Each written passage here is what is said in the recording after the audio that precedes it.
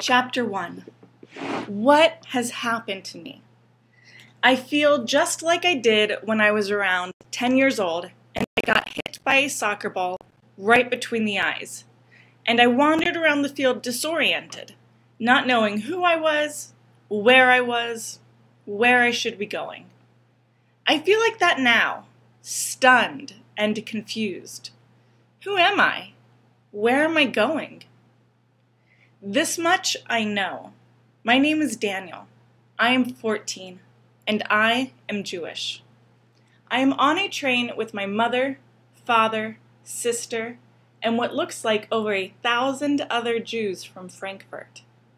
We do not have any idea where we are going, only that the Germans no longer want Jews in Germany, my country. Generations of our family have lived here, going back 1,000 years.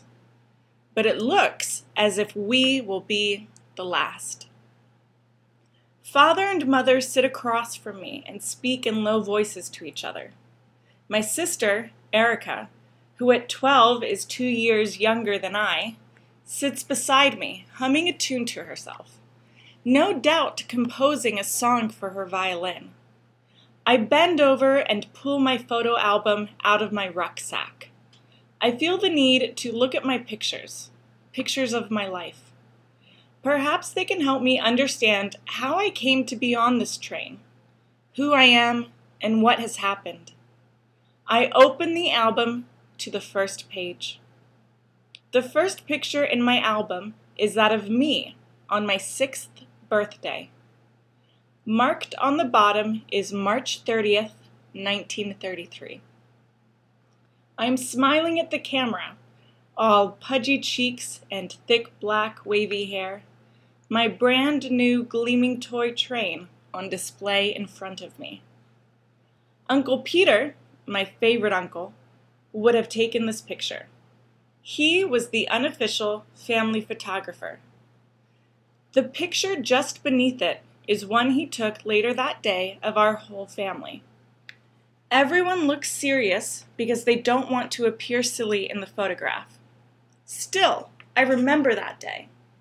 The adults talking and laughing, the hustle and bustle as dinner was being prepared, the smell of freshly baked bread and roasting chicken, and of course, the screaming and noise of all my cousins. I look at each face in the photograph in turn. Uncle Peter isn't in the picture because he was taking it. He was married to Auntie Leah, my mother's older sister, a nurse.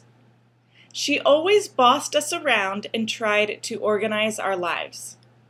Uncle Peter and Auntie Leah had 4 children under the age of 5. Friedrich, a year younger than I, Mia, age 4,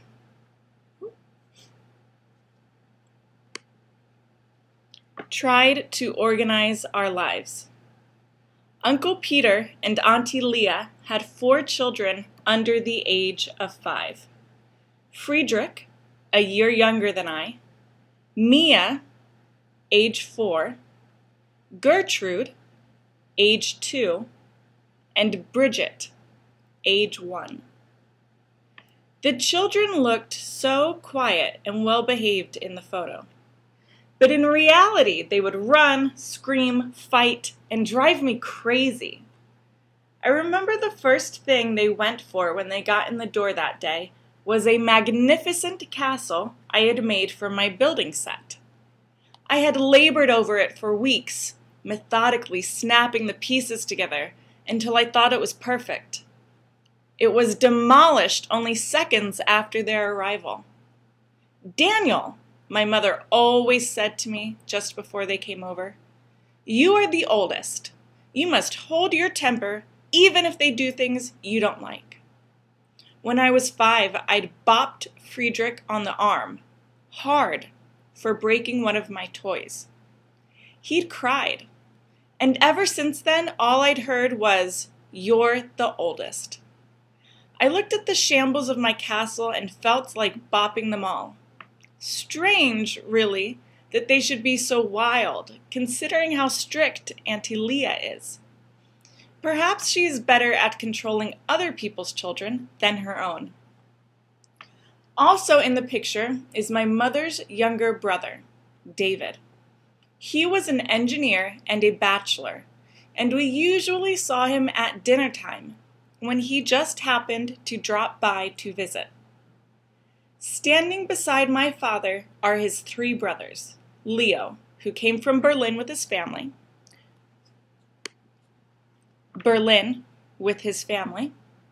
Walter and Aaron, and their wives. Sitting on the floor are their children, 3 per family, most around my age or younger.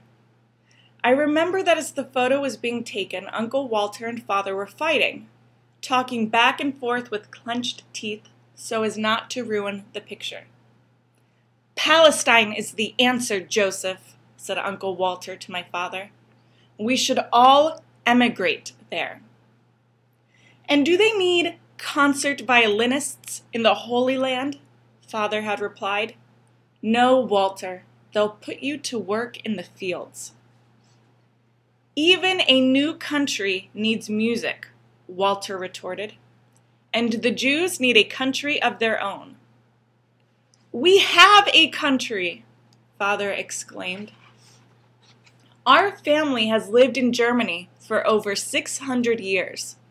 How long does it have to be before you call someplace home?" "And my family," said Mother, and then the entire family joined in, "has been here for almost 1,000 years. Mother turned red. "Well, we have." "We know." Everyone laughed. Auntie Leah spoke up. "It never hurts to be reminded." Everyone laughed again. The picture had to be delayed while the aunts put their serious faces back on. Oma Rachel and Opa Samuel, my mother's parents, are in the picture too, as is Oma Miriam, my father's mother. Oma Miriam lived in an old folks' home in Frankfurt, but was with us for my birthday. Opa Carl had died 2 years earlier. Right after the picture was finally taken, I remember Auntie Leah began to lecture me. "Now, young man, I hope you'll work to deserve such a fine present. I understand your mother has just returned from another trip to see your teacher. It seems to me that she's called to your school at least once a week." She looked at me sternly, and I was so mad I could have kicked her. She was always butting in, and it was so unfair. All I did in school was crack a few jokes and make some funny faces. My classmates thought I was funny, and so did I. Why did my teacher, Mr. Schneider, have to be so sour? He always looked like he'd sucked on a lemon just before coming into the classroom. "Leah, it's his birthday," Mother protested. I know, Auntie Leah replied, "but you're too soft on him. He should realize how hard these meetings are on you." "If Mr. Schneider wasn't so mean and stupid, I'd behave better," I declared defiantly. Auntie Leah looked like she wanted to run over and cover her children's ears. They were all listening with great interest. "You must show respect for your teachers, Daniel," she scolded. "Why? They don't show respect for me," I shot back. At that, Uncle Peter intervened.